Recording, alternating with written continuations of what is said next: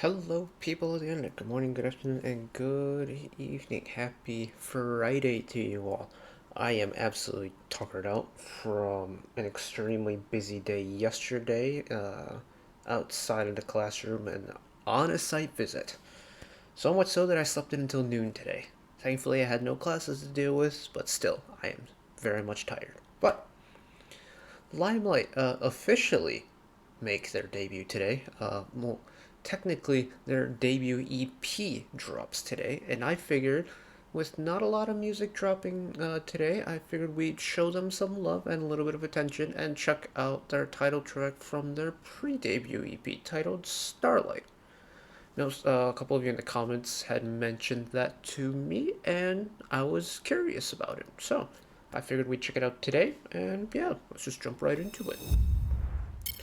I'm hoping my microphone is picking up what I'm saying, because, well, for reference, I tried, or I was watching along to the most recent Imogen service with Stacy's Isa, and, OBS had updated last night, and it reset my microphone settings, and it didn't record my microphone at all.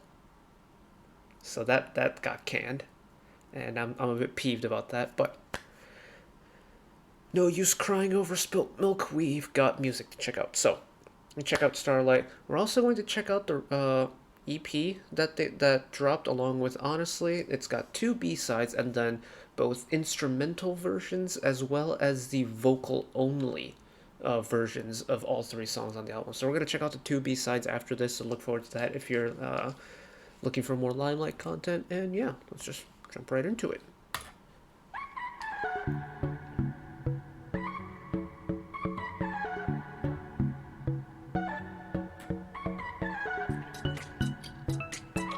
Oh, so that's where this sound sample comes from. Okay. Oh, I tried checking. No lyrics.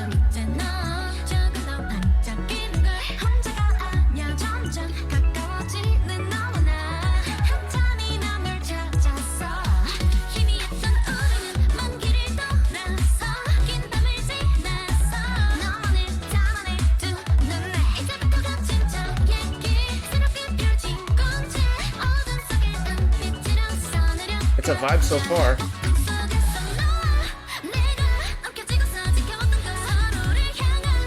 Break it down for the pre-chorus one time. Okay.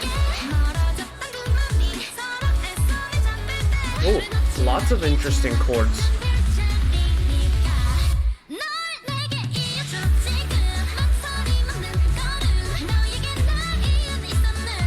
This is a strong pre-debut so far.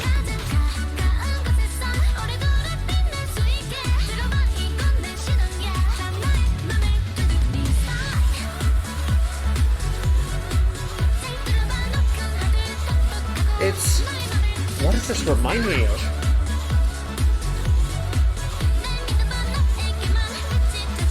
It reminds me a little bit of Eyes Once Fiesta, kind of.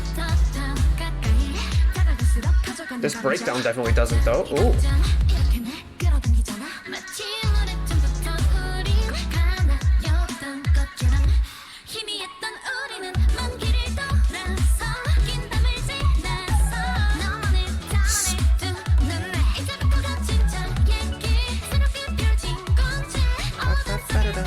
Interesting synth line in the back.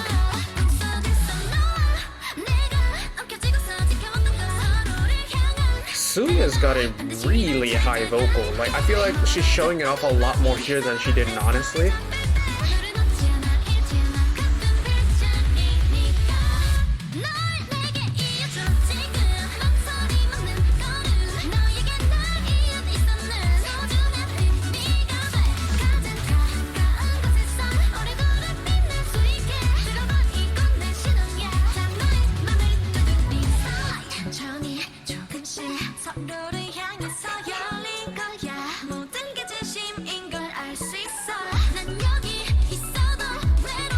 I like how quiet that bridge felt.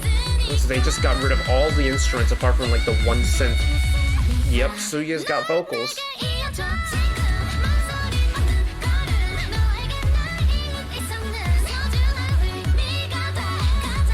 Blink.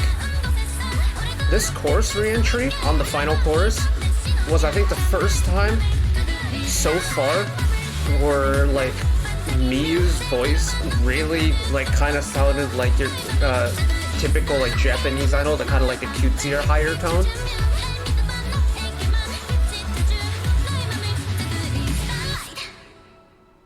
Wow.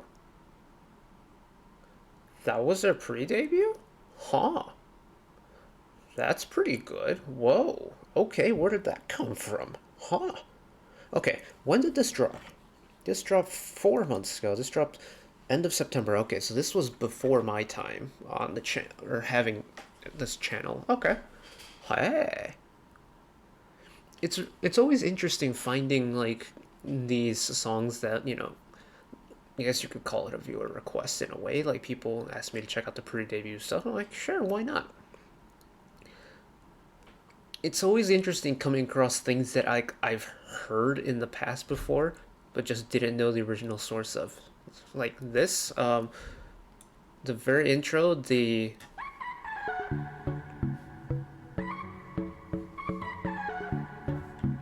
synth line has definitely been used by a K-Reactor's intro.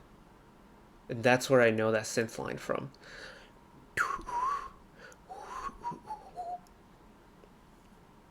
It's a very clubby song, very high energy for a debut. I quite like that. Where is it? Where's the first chorus?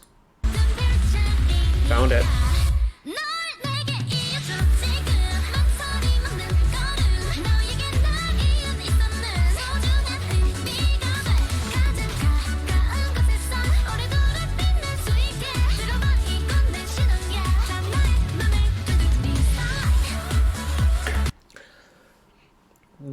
When did we talk about club music? I think it must have been part 3 of the From Us B-side marathon we did.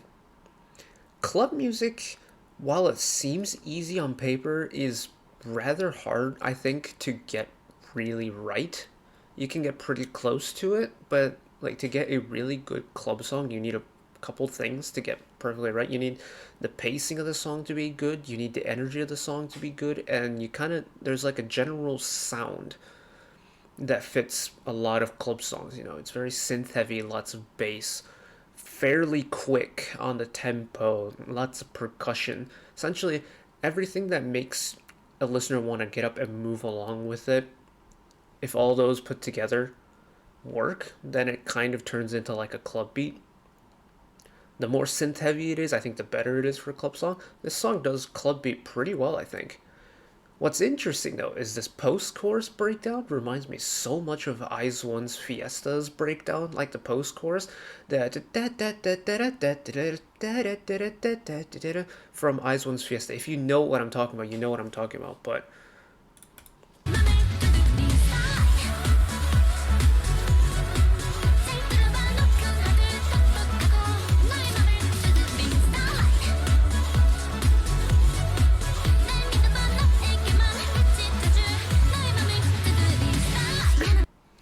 it just reminds me so much of Fiesta, and I don't think that's a bad thing. Like, I liked IZ*ONE's Fiesta, and I like LimeLight Starlight. I think that, like, two-part chorus really works for this type of music because it keeps the energy going even after the chorus is over, and in fact, it turns into, like, a dance break at the end of every chorus, right? And then it follows up with this, like, breakdown that essentially does turn itself into a second, like, dance break again. I think...